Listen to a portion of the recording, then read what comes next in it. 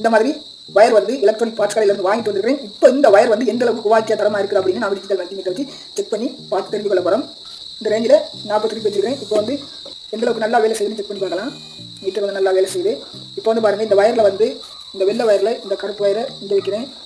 அதே மாதிரி இந்த தொங்கலில் பாருங்கள், இந்த வெள்ளை வயருக்கு இந்த ரெட் கலர் ப்ரோப் வைக்கிறேன். பாருங்கள், மீட்டரில் வந்து எந்த ஒரு ரீடிங்குமே நம்மளுக்கு இல்லை, அது மாதிரி பாருங்கள் ஒரு பஸ்ஸை சவுண்டு வரணும், பஸ்ஸை சவுண்டும் இல்லை. இப்போ வந்து இந்த நீல வயருக்கு ஒரு ப்ரோப் வைக்கிறேன். அதே மாதிரி இந்த தொங்கலில் இருக்கிற இந்த வயருக்கு வந்து ரெட் கலர் ப்ரோப் வைக்கிறேன்.